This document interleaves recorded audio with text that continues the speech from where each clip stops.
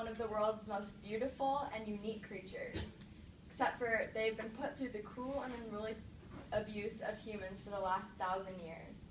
Today I am here to persuade you why we should help these creatures, how we can help these creatures, how it's affecting you, and what we can do to help.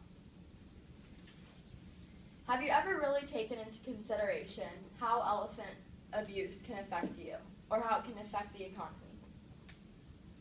According to this class, only 90% of you knew that elephant abuse even took place.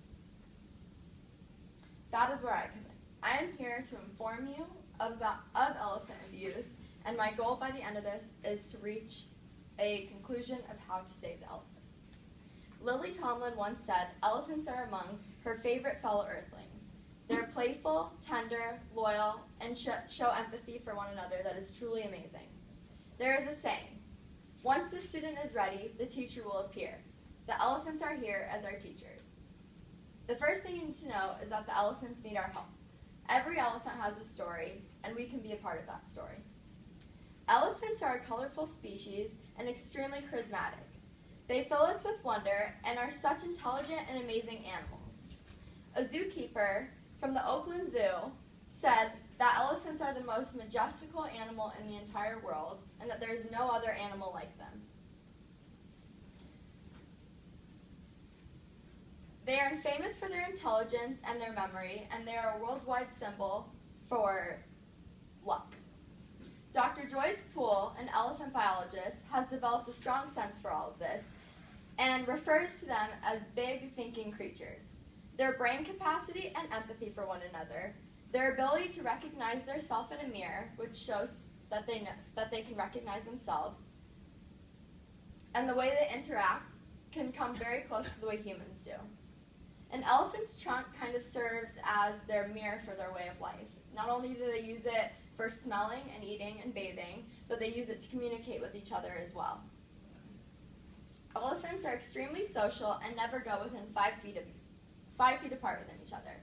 In the wild, they like to rub up against each other, and at night they even sleep on top of each other. Elephants have held fascination to humans for all of civilization. We've adored them, painted them, worshipped, trained them for our satisfaction. Dr. Ramon Sycamore, biologist of elephants, describes this relationship as a love-hate relationship.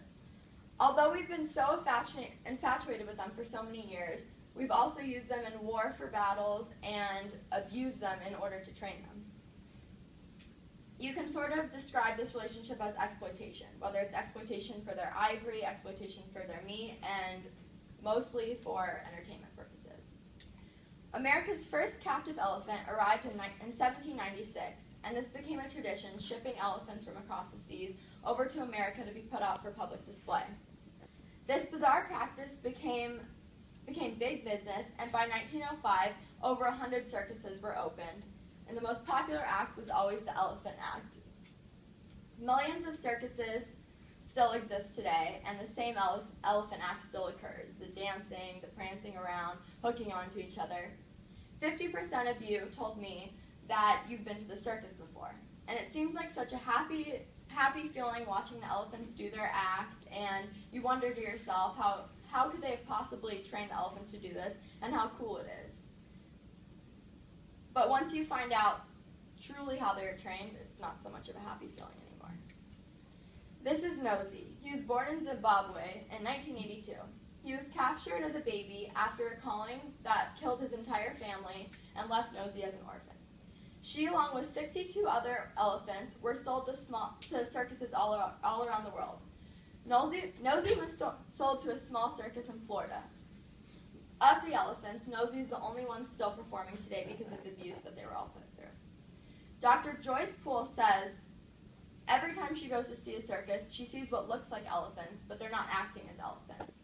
The circuses do a great job of convincing the public that they teach the elephants only to do stuff that they were trained to do in the wild, when that's absolutely false. Never in the wild do you see elephants standing on their heads. You don't see them usually standing on their hind feet. They're never hooked onto one another, and they're definitely never swinging their trunks around.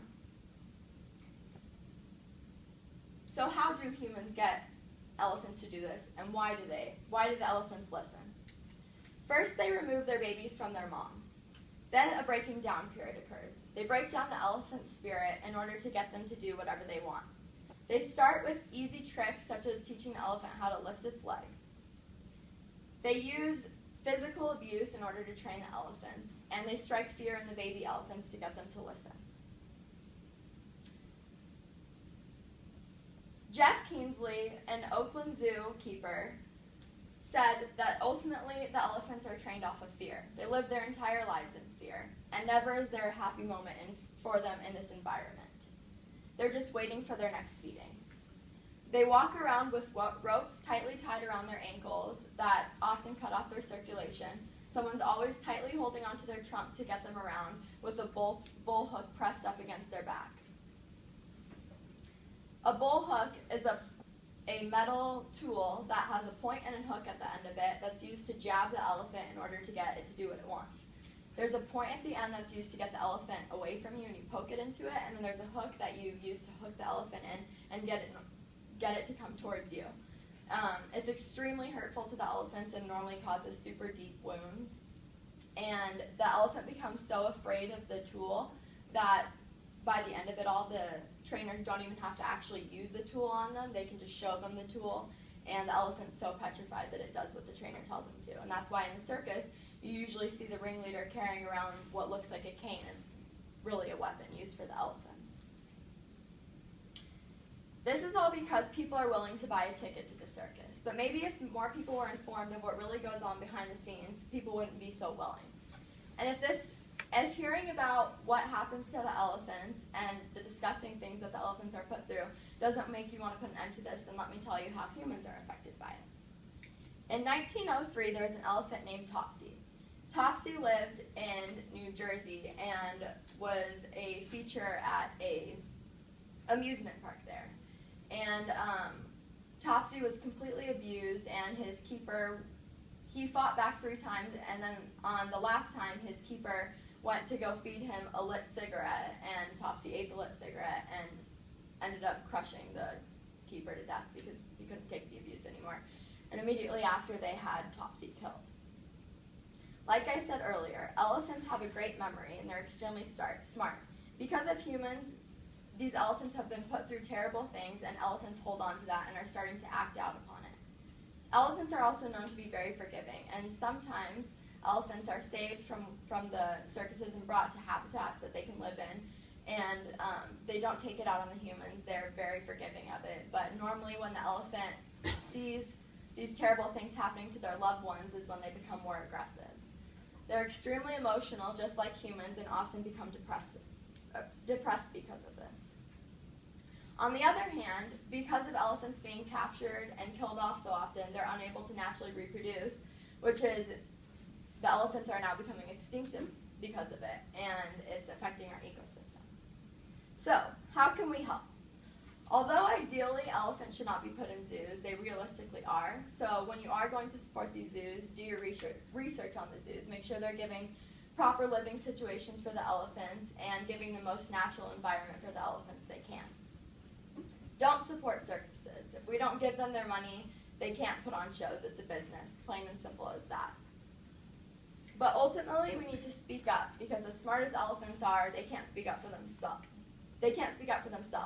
Spread the word to your family, to your friends, or for a matter of fact, even complete strangers. If we get the word out there, we can make a difference. All in all, I hope you can see that elephants should not be captured from their original habitats just so we can have entertainment.